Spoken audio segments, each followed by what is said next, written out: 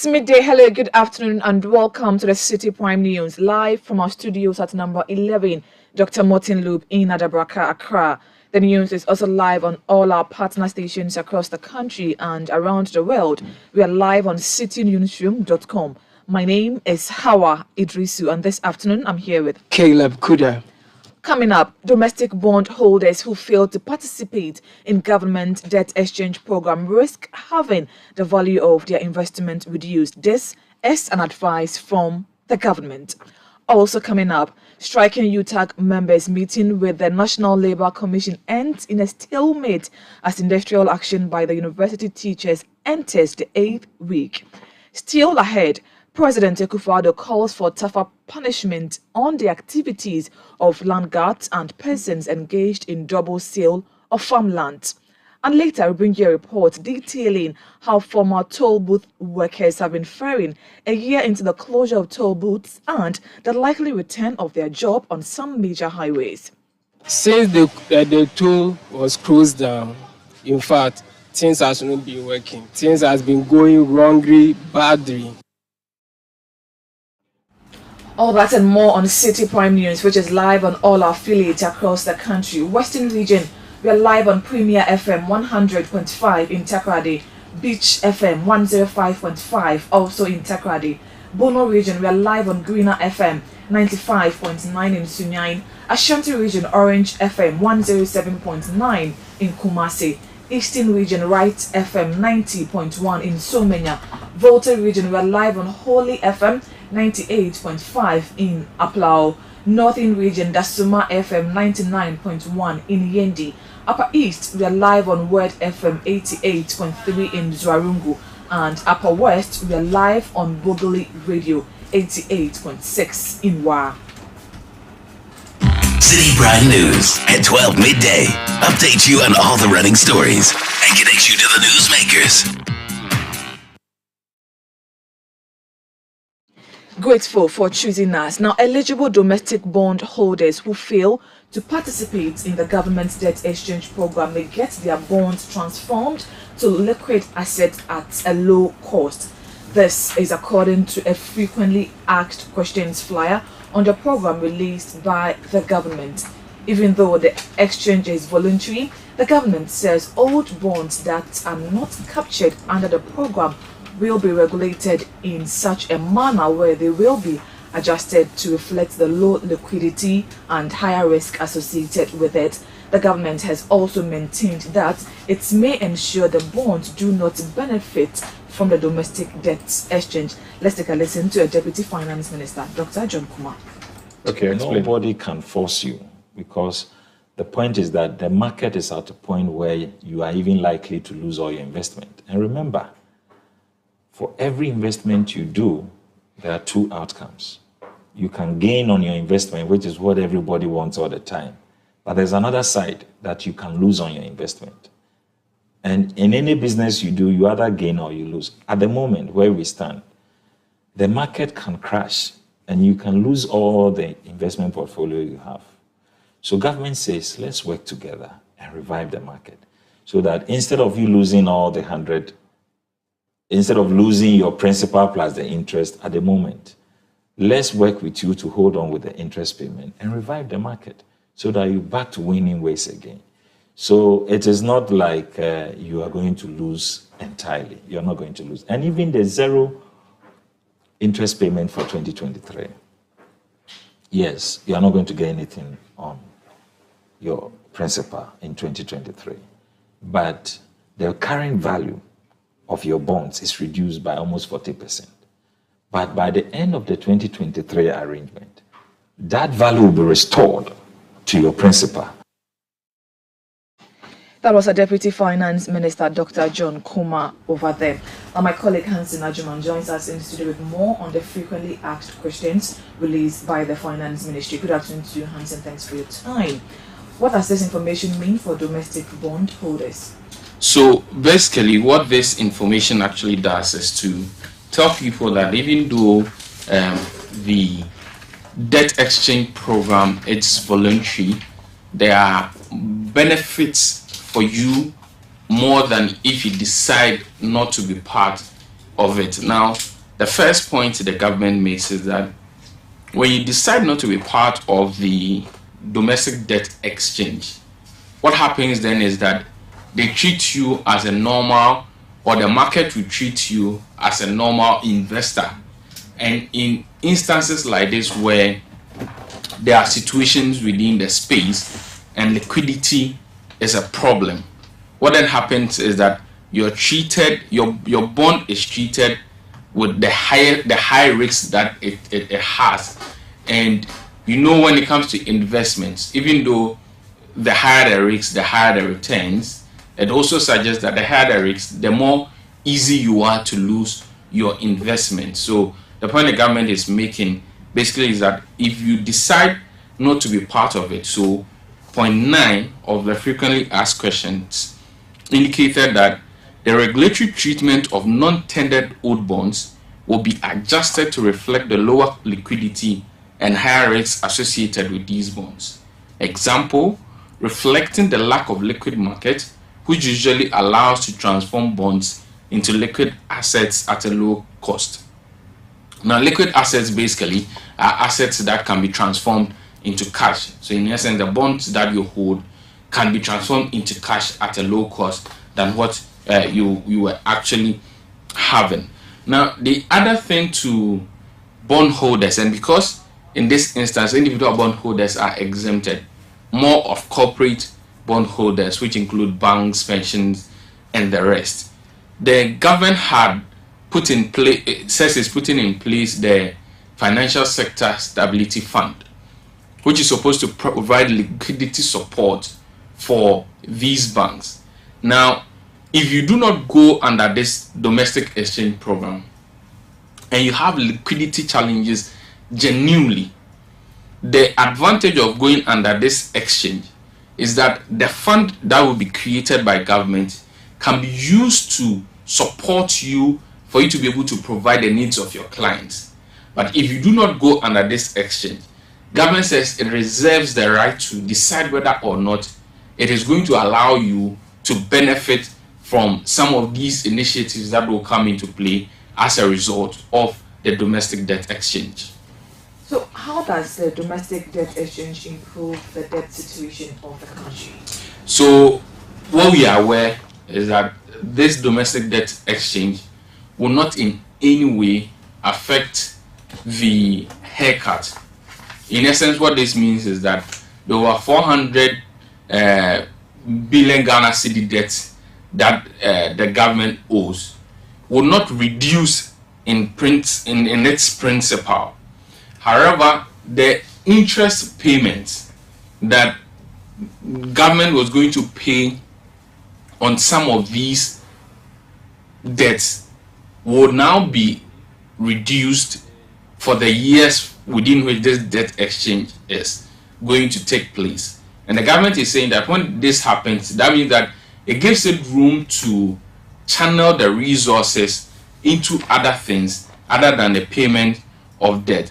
Now, point 13 of the frequently asked questions read, the maturity extension and the reduction in the coupon rates will reduce the financing needs of the government going forward, hence reduce the debts it will need to raise in the future. So basically, this is the point government is making. If the domestic bondholders agree to the proposal, then at the end of the day, it will help government to be able to reduce the interest payments it makes, and also even going forward reduce the debt it will need to raise in the future.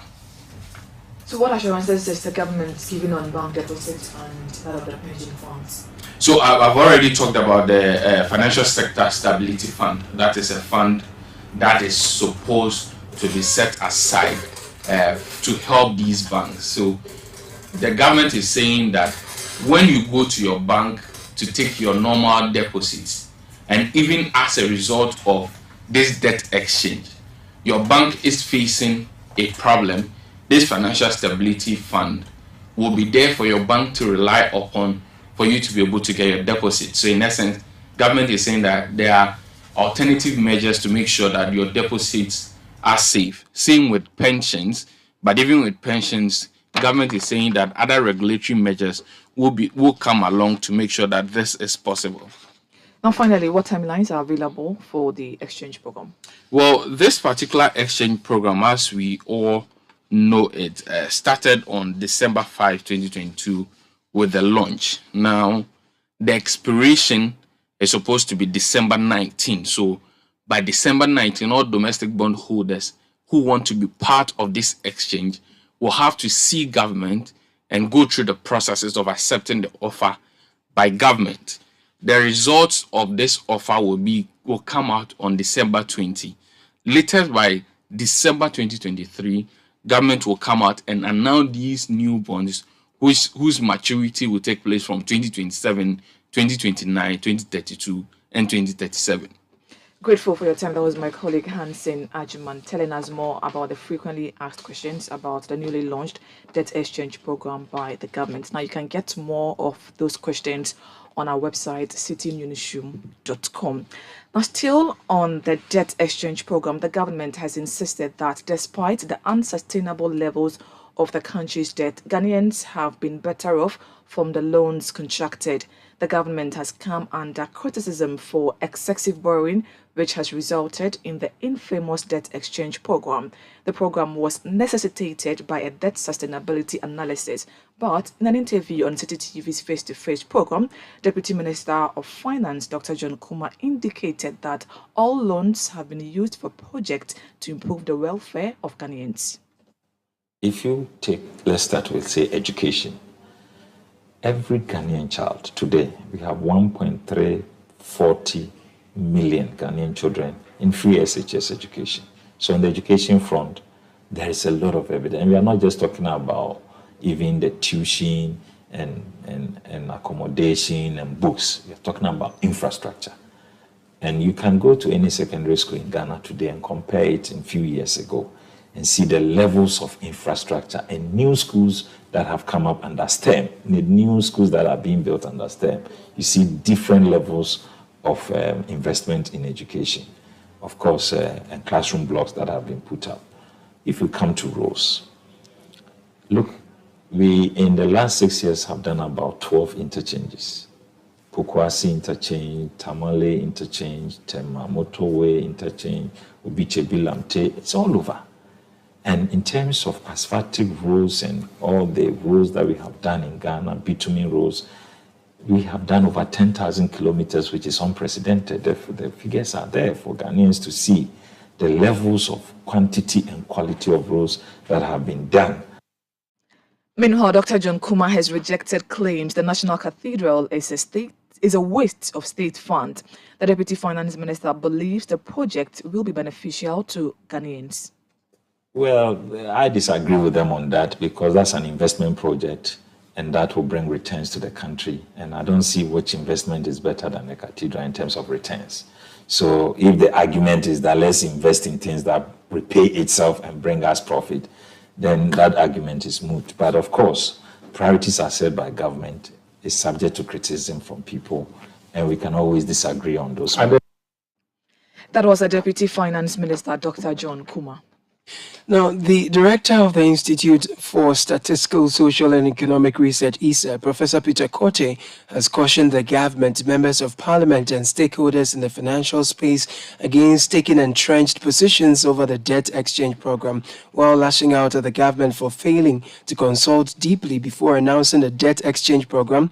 Professor Peter Korte says the program, though painful, is better than defaulting on debt obligations. The consultation was after the announcement, but yes, there was consultation. Would you say that if government had consulted before the announcement, things would have gone around things in a better way? I should think so. I thought we could have deepened the consultation. It could have been wider than what we see. Government has been consulting, but on a limited scale. But the whole thing transcends beyond the fund managers. The Ghanaian people, the ordinary man, the investors, would also have to know. Otherwise, there will be some counter reactions that would not augur well for the policy. So people were rushing to withdraw their funds when the announcement came. and so on and so forth. But if consultations have been done very well, there is a lot of determination and consensus building, I believe some of these unfortunate reactions, which are rational, could have been avoided.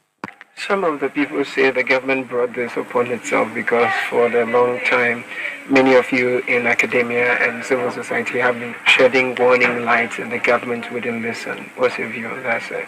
Yes, this debt threshold sustainability issues is something we have been talking about, not even currently, since 2014. If you refer to the IMF debt sustainability analysis report, they continue to caution that from 2014, and we didn't listen to good counsel.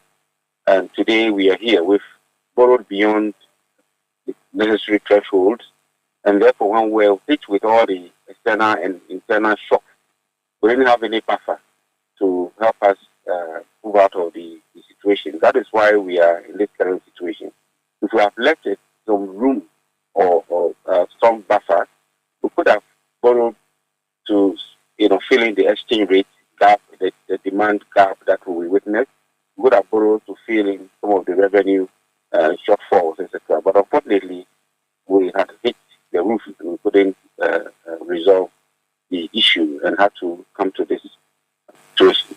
Now that we are in this situation, what should the citizens do? What would you advise should be the reaction of the market, the people whose investment savings are in these government bonds?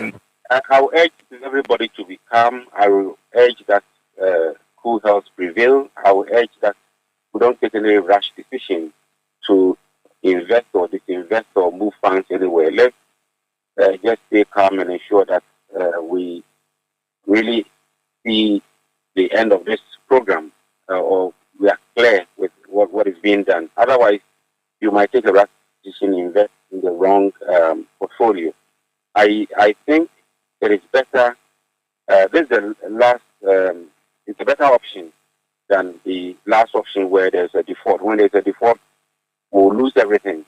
But with the current situation, at least we'll salvage something. The financial institutions will get their monies back, and also as individuals, especially those investing in treasury bills and bonds, will get their money back. It's rather those who invested with private funds, private equity funds that have started losing some money because of the concept of mark-to-market value. So they are repricing the assets, and some are losing value. But in all fairness, I think waiting and having cool house prevail is a better option than the other option where government will default. Finally, what will be your counsel to the government when they consult you?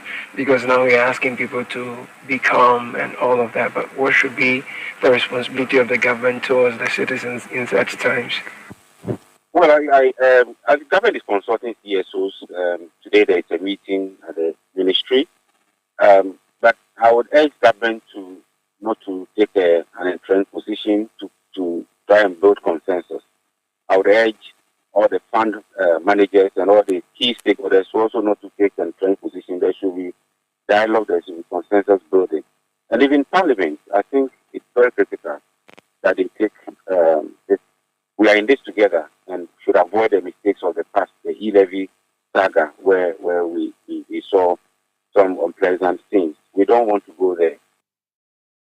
Yeah, the director of the Institute of Statistical, Social and Economic Research, ISA, Professor Peter Korte. The minority in Parliament said the public impression created that Parliament had completed the entire processes of approval for the 2023 budget is inaccurate. The group says Tuesday's event was an approval of the broad principles underpinning the budget. The minority caucus is therefore assuring the public that it will hold government accountable when the various estimates and financial bills are brought before the House. Kesela Tofosin is the ranking member on the Finance Committee of the House. So the budget process is not approved. We are yet to approve the appropriations bill. We are yet to approve the estimate for the ministries, departments, and agencies. We are yet to look at the finance and fiscal bills that will be brought before us. So let no one, for the record, let no one create an impression that the budget has been approved. What was done yesterday was the principles of the budget. Obviously, a budget will have both sides, good side and the bad side. We cannot reject the entire principles, but there are certain things that you can say, obviously, is good. There are things like people's salary. Are you telling us in difficult times like this that obviously people are struggling to survive? You are going to ensure that they are not going to get their wages and salaries. I think that will not be right on our part, and there's the need for us to do what is right. The MP for Ejumako Enyan ACM also provides specific items in the budget the minority group intends to vote against. That going forward, we have zeroed into certain things that we believe is wrong, and therefore we will not support its approval.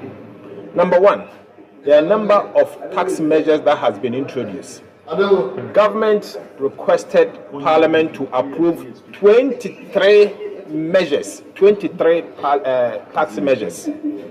We have noticed that out of the 23 measures, 2 of them are measures that we cannot support. The first one has to do with the VAT, value added tax, and the second one has to do with the VAT, the e-levy exemptions, threshold exemptions. First, on the VAT, our position is clear.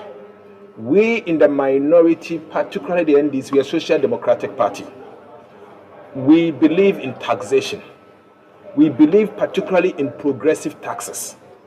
But obviously, in as much as we are the ones that introduced VAT first in this republic, we think that, one, this is not the time to increase VAT.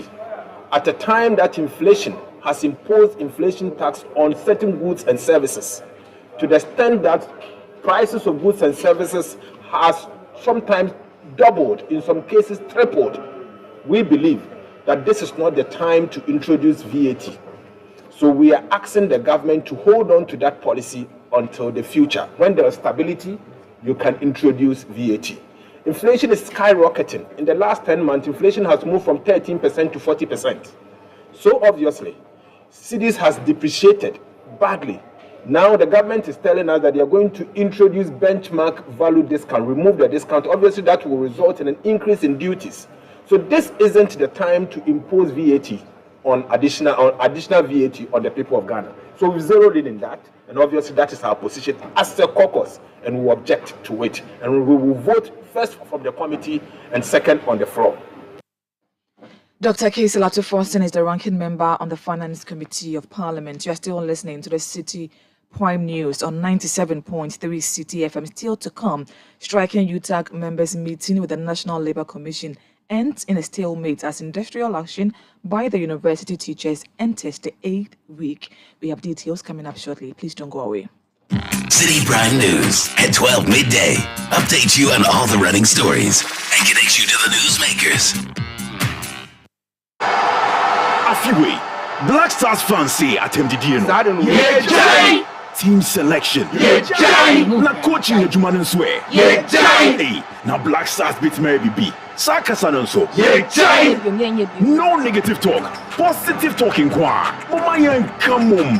Qatar 2022 way. The entire Black Stars achi. DSTV the 64 matches need another bro or DSTV compact so. For 169 Ghana cedis Beji decoder and the year. Ghana, it's our moment. Ah, now you could be there. Hey, Masa. Yejai. Fine, anyone can become the house. Oh, wow. Yeah, anyone. Whether market woman, student, professional, even fisherman or cobbler. YouGoFlip, a real estate gaming platform that allows you to play and stand the chance of winning a house, cash, or other prizes, such as savings towards the house. Simple and easy to play. Visit www.yougoflip.com. Buy a ticket to enter the game. Wait for the end of the game to enjoy the win. Anyone can win. Contact us on 0555222490. YouGoFlip. This advertisement has been vetted and approved by the Gaming Commission of Ghana. Play responsibly, not for persons below 18 years, and gaming can be addictive. What do you get when you mix the best DJs in the country? The most amazing live band sets, delicious cocktails, and wonderful food. Back-to-back hit music from Ghana's finest group, Praye, dazzled by the sounds of Abiana and being serenaded by the brilliantly talented Aquabua. The biggest outdoor party, of course. Situation 2022. Are you ready to party? We're changing the situation on December 24, 2022 with the biggest outdoor party in Accra. The Situation Outdoor Party 2022. Let's wrap up the year in style with the most epic party to end all parties this Christmas Eve with Situation. Ain't no party like a city party because a city party don't stop. This will be another one to remember. Date Saturday, 24th December 2022. Situation 2022. Are you ready to party? 8 p.m. Dress code. It's an all-white affair. Get your platinum, diamond, gold, and silver table bookings and seats by calling the hotlines 020-5973-973 or 055-8973-973. Book your table and make reservations now. The Situation Outdoor Party is sponsored by Ebony Condoms, Series, Doritos, and Lay's, and it's supported by City FM and Ghana Weekend. It's powered by City TV. This is a Beyond the Return event.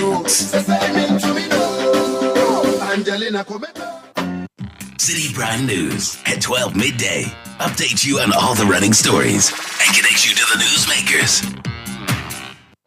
You're welcome back. Police in the Eastern region have begun investigations into the near lynching of the operations manager of the Youth Employment Agency in the region, Samuel Kwame Kodia. The timely intervention from the police in the Eastern Region Training School prevented beneficiaries of the just-ended Community Protection Assistant module from lynching the official in Koforidua.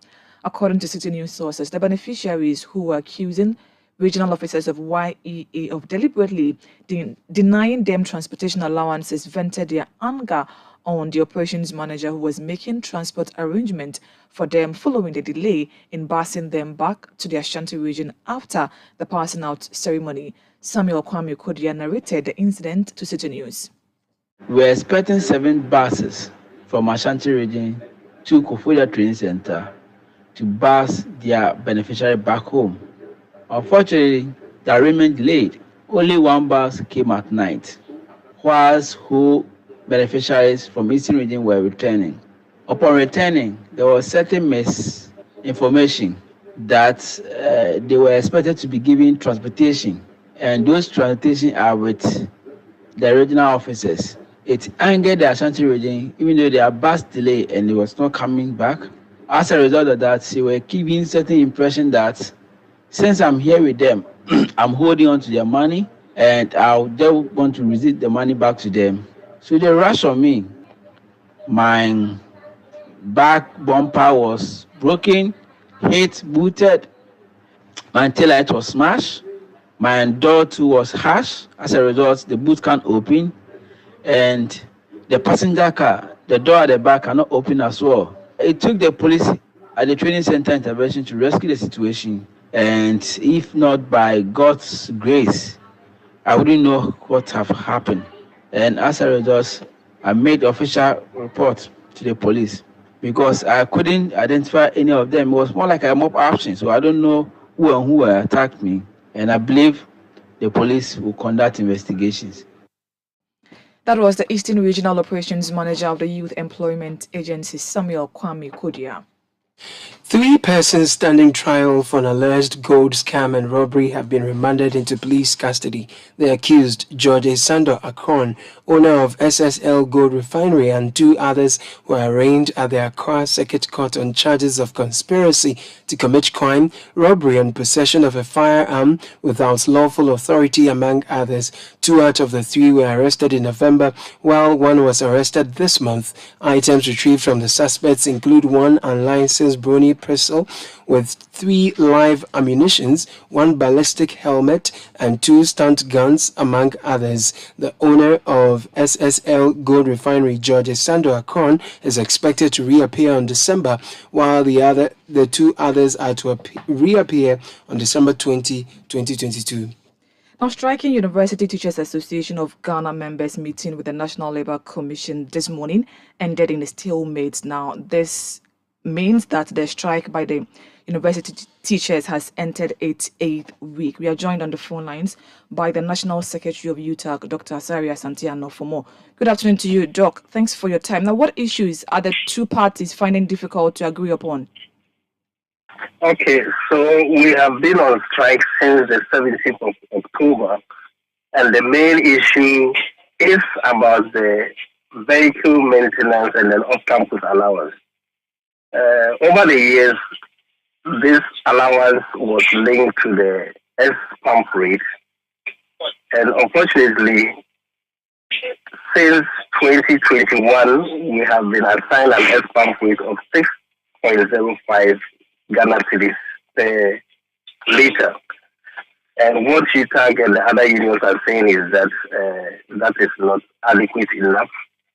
And so the agreed S-pump rate of 10.99 Ghana cedis should be applied to the off-campus and then the vehicle maintenance allowance. Very well, Doc. Do you believe government is not forthcoming with solutions to your concerns because school is not in session as we speak, and the impact may not seem to be felt by the student? Unfortunately, that would not be a good approach. However, we are still cautiously optimistic, and indeed, we have met the employer or government, and today also we are going to meet again. And hopefully, we hope that we should have an amicable solution. What would be the next line for UTAG? Because you have met the NLC on countless times, and the solutions or the concerns to your issues are not forthcoming. What's next for UTAG? So when we met, we agreed at the NLC that the terms of payment would be deliberated on today. And so we are going to meet the ministers in the afternoon today, and then we'll report back to the NLC next week. And so, like I said, we are cautiously optimistic that we'll come to an amicable solution by the employer admitting that he varied the conditions of service, particularly the vehicle maintenance and the off-campus allowances. And then he will do the needful.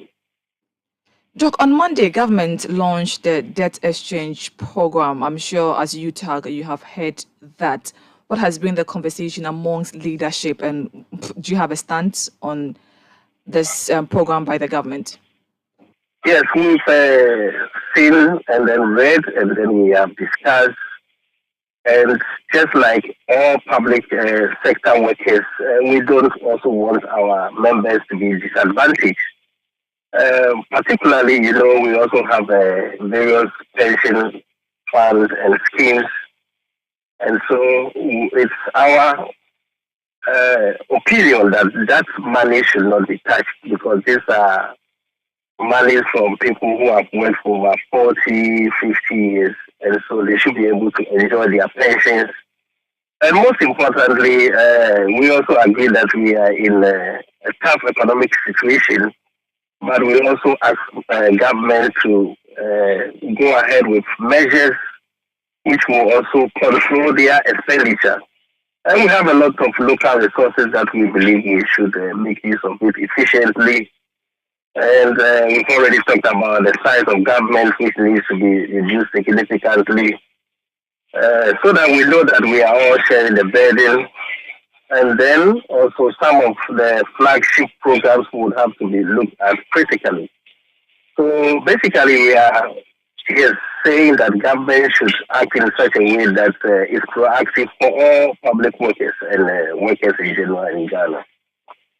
So that means UTAG is rejecting this program? UTAG is saying that the pensions of our members and the Ghanaian public should not be affected as a result of the debt exchange program, because these are monies that they have legitimately contributed for their entire working life, and they should be allowed to enjoy it while they are in pension.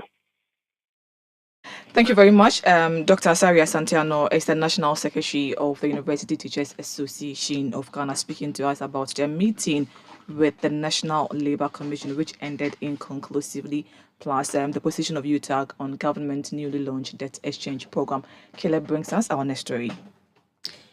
Now, the Cybersecurity Authority has advised the general public to desist from sharing their social media application account verification codes with third parties. The authority says it has noticed a worrying trend of increased reports of unauthorized access and online scams perpetrated through the takeover of social media accounts, particularly WhatsApp. It says the compromised social media accounts are used to perpetrate fraudulent activities such as investment fraud, online shopping scams, job recruitment scams, romance scams, sextortion, and solicitation of funds, among others. The Cybersecurity Authority has recommended, among other things, that people enable the two-step verification or two-factor authentication features on all social media accounts. Here are excerpts of the statement read by Citi News' Nana Tufo-Boateng. Never share your social media application account verification codes with anyone. Protect all your social media application accounts by enabling the two-step verification or two-factor authentication feature. Be aware of who has physical access to your phone. If someone has physical access to your phone, they can use your account without your permission. Do not be impulsive. Beware of unusual requests from strangers or even your social media contacts. Do not believe. Be wary of claims that you have won a prize, especially if you have not participated in any campaign or lucky draw. Check official websites to determine whether the lucky draw offers are legitimate. Always verify the authenticity of the request by contacting your friend, but do not do so through the social media platform, as the account might have been taken over by scammers. Do not transfer money or give out your personal information, bank account or credit or debit card details, and one-time password to anyone, including family and friends. If you are contacted by anyone claiming to have images and or videos of you of an intimate nature requesting a payment in exchange for not releasing them to the public, report it immediately to the CSA's Cybersecurity or Cybercrime Incident Reporting Points of Contact for guidance. Do not make any payments. Those were excerpts of a statement from the Cybersecurity Authority read by Citi News' Nana Tufo-Boateng. The LPG Marketers Association says the scrapping of taxes on LPG is the only way to save businesses in the sector from collapse. The National Petroleum Authority boss Mustafa Abdul Hamid, during a sensitization event, announced plans by his outfit to get cabinet to scrap some taxes on the product to improve consumption.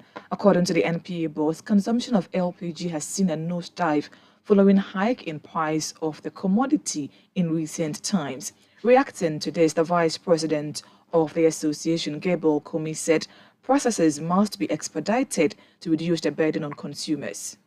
Well, at the moment, we have about 15% of the price we pay for LPG is made up of taxes. And we are looking for it for all these 15% taxes to go. LPG is highly price sensitive. It's a product with an elastic demand. What that means is that any persuasive reduction in price goes a long way to positively affect its consumption. So we are very hopeful that if this 15% tax is removed from the product, we are likely to see a significant increase in consumption of the product. At least we will be able to stop this decline that has occurred over the past few years. We are hoping that when he gets the cabinet, he will be given the necessary hearing and the necessary approval so that all these taxes will be removed from LPG, so we can increase consumption of LPG in Ghana. Consumption has declined by about 15% compared to the same period last year. And it's all because of the fact that the price of the product has shot up so high that the ordinary Ghanaian is no longer able to afford. Gabriel Kumi is the Vice President for the LPG Marketers Association of Ghana. President Akufo-Addo has called for tougher punishments for unscrupulous persons engaged in land guard activities and the double sale of family lands. Land guard activities have become a cause of worry for many seeking to acquire land, particularly in the nation's capital, Accra. President Akufo-Addo made these remarks at the National Land Conference held in Accra. The power of the Regional Commission to survey and demarcate land, the provision for electronic conveyancing, the detailed provisions for the compulsory acquisition of land, including the payment of compensation, the management and use of public lands, and the provision for divesting of vested lands. The Act also addresses the challenges associated with boundary demarcation and clarifies rights and interests in land and persons with capacity to alienate land. It provides stringent jail terms for various offenses related to land, such as landguardism, falsification of records, and fraudulent transactions in land administration. I'm happy to learn that the Ministry of Lands and Natural Resources and the Lands Commission are leading the sensitization and education of this important piece of legislation. Nana Akufo-Addo also entreated the Lands Commission to fast-track processes to fully digitize land documentations and its associated ownership in order to stamp out double sale of lands. I must commend the Commission for the progress made in moving some of its services online. But in this age of technology, it is unacceptable that we're still operating in a largely manual environment. We cannot deliver an efficient land administration if documents on land have to be processed manually. We must therefore expedite action on the digitalization process and ensure that the Commission goes fully digital. As you go into technical discussions, it is my hope that this will be key on your agenda. Chairperson, and honorable ladies and gentlemen, land remains the number one factor for development. We must all work together to build an effective and efficient land administration to propel our national development.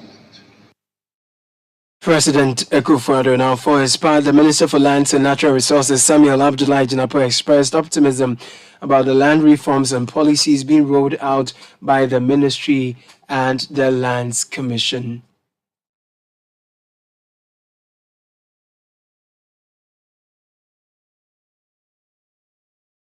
We'll bring you that voice in our subsequent bulletins. You're still listening to the Citi Prime News on 97.3 Citi FM. My name is Hawa Idris. You're here with Caleb Koda. Still to come, we'll bring you a report detailing how former toll booth workers have been faring a year into the closure of toll booth. Details coming up shortly. Citi Prime News at 12 midday. Update you on all the running stories and connect you to the newsmakers. Get a chance to win a new car or 1 out of 40 new smartphones. Take part in the contest for Yango partner drivers. Call to join 059-699-3550. Prizes are not guaranteed. Contest regulations at yango.com/gh/driver_contest_2022/new. Yango is informational service. Transportation services are provided by Yango partners. 1xBet. Easy betting, easy winnings. 1xBet, the most reliable service to make deposits easily with high odds and numerous bonuses on the spot. Register now at 1xBet.com.gh. Use promo code BESTODDSGH to get 300% bonus up to 3,445 Ghana cedis on your first deposit. Easy to use, easy to have a chance to win. 1xBet, reliable bookmaker. Gambling can be addictive. Bet responsibly. Not for person under 18 years. This advertisement has been vetted and approved by the Gaming Commission. Citi Prime News at 12 midday. Update you on all the running stories and connect you to the newsmakers. You're welcome back. Now, some former toll booth workers say their joblessness coupled with the current economic challenges is making an already bad situation worse for them. Some of the former toll collectors say they now have to fall on friends and relatives to be able to feed themselves. With the government planning the reintroduction of toll collection on selected public roads and highways in 2023, former toll workers at Abuaso in the Ashanti region are hoping they could be considered back into the fold. Citi News' Ashanti regional correspondent Hafiz Tijani has more. 36-year-old Ibrahim Babangida Michael's wife and 2 children, as well as other relatives, depended on his monthly salary when he worked at the Abuasu toll booth as a collector in its active days. The government's decision to scrap the collection of tolls sent Michael and over 10 of his colleagues at the Abuasu toll booth home without any alternative employment. For Michael, feeding his 2 children is now a challenge after his wife left him because he is jobless. His condition will not also afford him the strength to engage in jobs that require more energy. Because I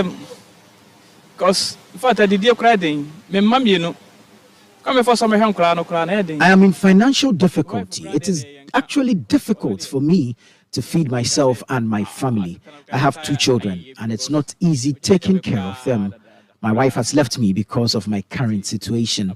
This has become a nightmare for me, and it wouldn't have happened if I was still working. I usually go to console my colleague who is also in a similar situation, and I wish I could find an alternative source of money to help her. As me and Kasano me catch him say, me did them, and I'm away now to make a anka and The Abuasu toll booth is situated on the busy Kumasi, Ejura and Yeji highways. Due to its busy nature, businesses along the stretch, especially those close to the toll booth, get good sales daily. The situation has changed drastically since the toll booth was closed down. This bakery, which is close to the toll booth, has sent some workers home because of the reduced sales. Since the toll was closed down, in fact, things has not been working.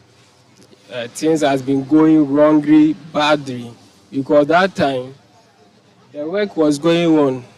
Yeah, we can bring out more breads for people to buy, certify themselves. But when the toll was out, things was not moving again.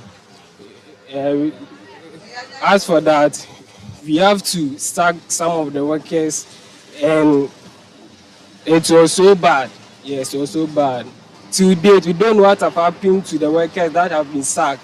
Yes, if they have been in a bad situation or not, I can't just tell. But how many are we talking about?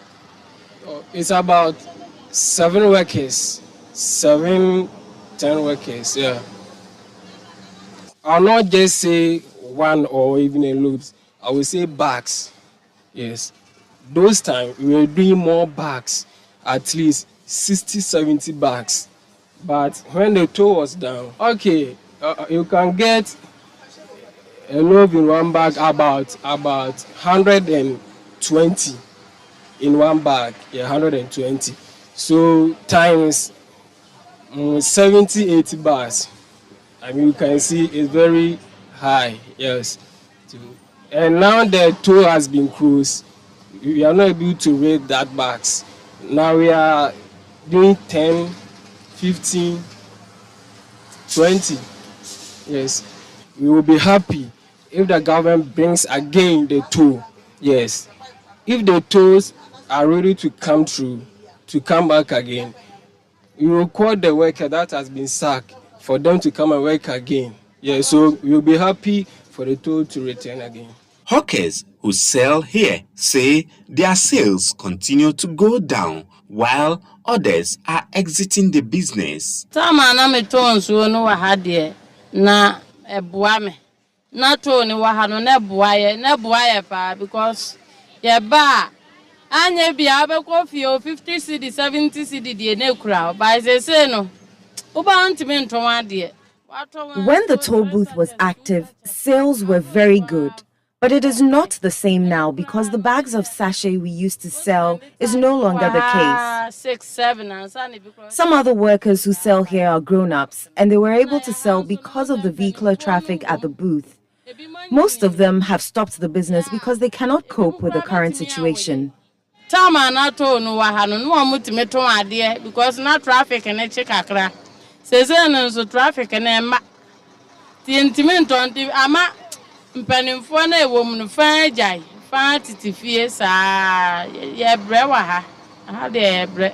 Drivers who ply this road frequently welcomed government's intentions to reintroduce toll collection, but they want revenues accrued to be used to fix bad roads. Since I'm cheap cow Ghana, baby, a truck to be no one year papada. But we truck to be a 1 year. But you know I'm in Tiasia. I have been driving across the country and I have noticed that the roads where toll booths are situated are in a bad shape. I don't understand why. I don't even know what they use the money for due to the bad nature of the roads. If the government is reintroducing the tolls, I think it will help provide jobs and it will be better than the introduction of the e-levy. I will be happy if the toll booths are opened again. Because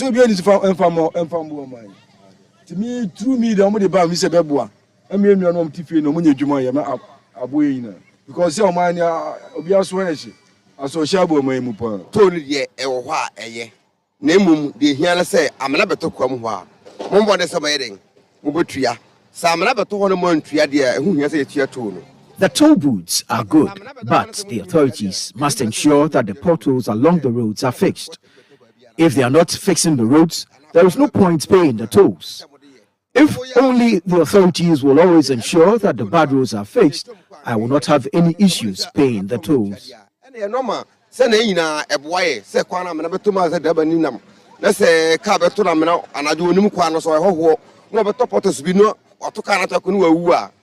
For a former toll worker like Michael, government should re-engage them when the toll booths start to work again. We'll all be happy if the collection of the toll is reintroduced. Other business owners around here will be happy too. I'll be happy if I'm re-engaged and earn a salary at the end of the month to make a living. The Abuasu toll booth in its active days generated more revenue due to its busy nature. The discontinuation of payment of tolls, which led to the closure of toll booths like this one at Abuaso, undoubtedly affected livelihoods. Many here say when the toll booth is operational again, they'll be able to revive their businesses. Hafiz Tijani, Citi News, Abuaso, Ashanti Region. And here in the studios, my name is Hawa Idrisu, here with Caleb Kuda, who has the next story. Management of the Ghana Water Company Limited has lauded the efforts and intervention of the Ghana National Association of Small-Scale Miners in bringing the Chibi Water Treatment Plant back into operations after the plant was shut down due to activities of illegal small-scale mining, otherwise known as galamsey. The overlord of the Achime Buakwa State, Asajifo Amwetio Ferripini, who condemned the activities of the illegal miners, encouraged the Ghana National Association of Small-Scale Miners to help solve the problem. In an interview with Citi News on the development, the Eastern Regional Public Relations Officer of the Ghana Water Company Limited, Kwadwo Dase, who described the intervention of the task force by the small-scale miners as timely and positive, said the turbidity level of the Brim River has significantly reduced.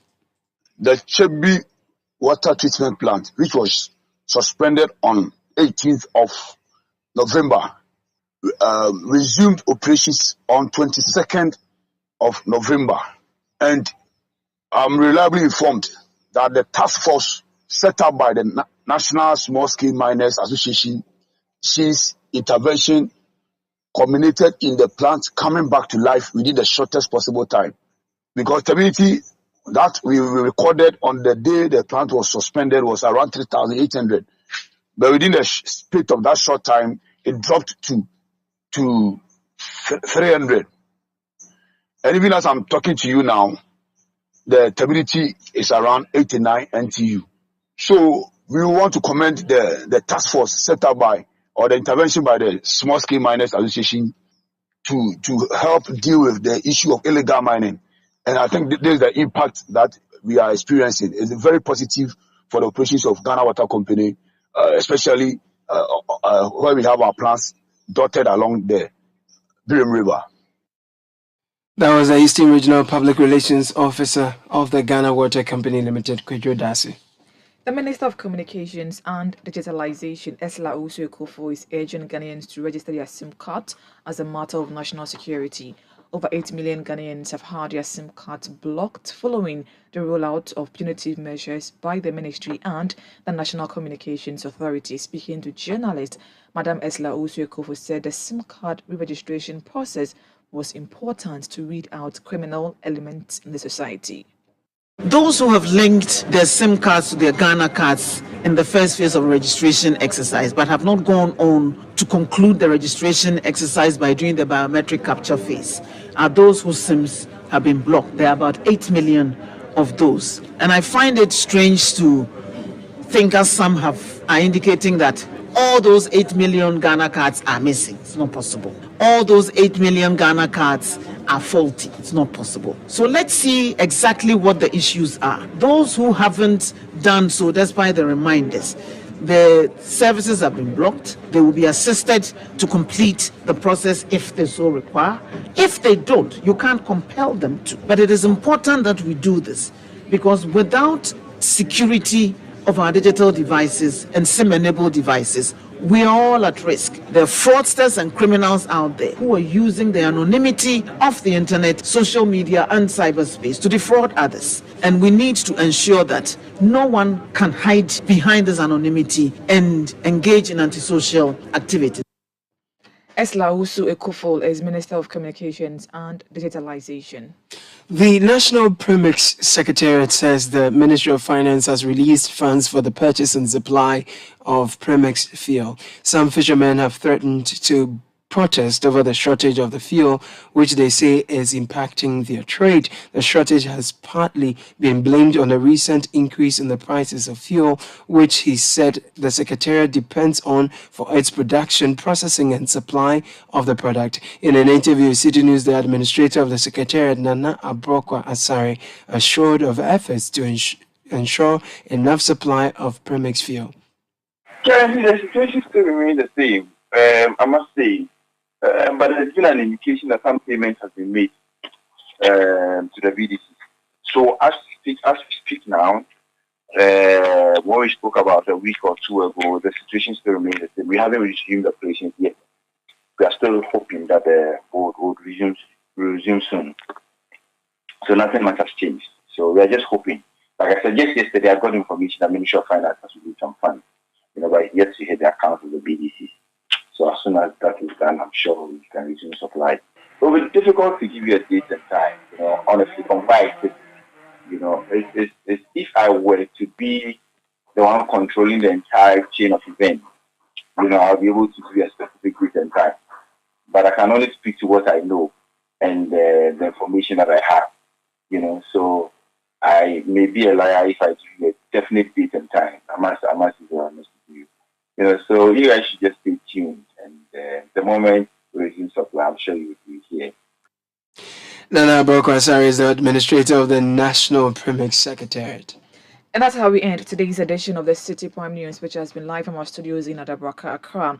The news was also live on all our partner stations across the country: Western Region, Premier FM and Beach FM, both in Takoradi; Bono Region, Greener FM in Sunyani; Ashanti Region, Orange FM, Kumasi; Eastern Region, Right FM, Somenya; Volta Region, Holy FM in Aplau; Northern Region, Dasuma FM in Yendi; Upper East, Word FM, Zwarungu; and Upper West. We are live on Bugli Radio in Wa.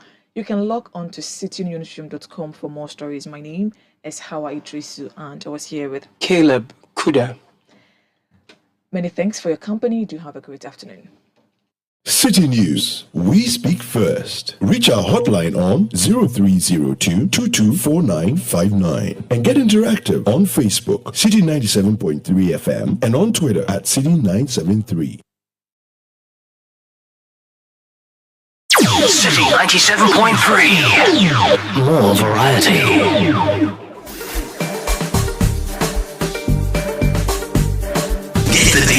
What do you get when you mix the best DJs in the country? The most amazing live band sets, delicious cocktails, and wonderful food. Back-to-back hit music from Ghana's finest group, Prayer, and being serenaded by the brilliantly talented Aquabua. The biggest outdoor party, of course. Situation 2022. Are you ready to party?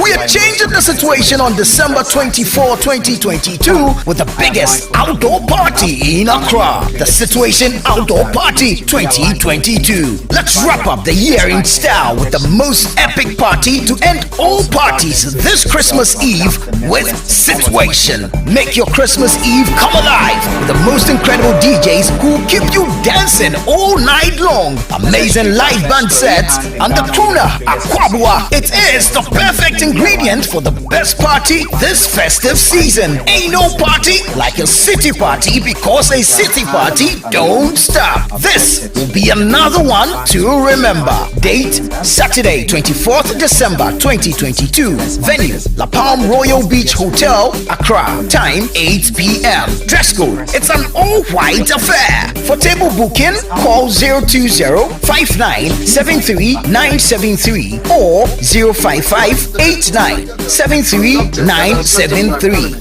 Book your table and make reservations now. Media partners, Ghana Weekend and City FM. This is powered by City TV. This is a Beyond the Return event.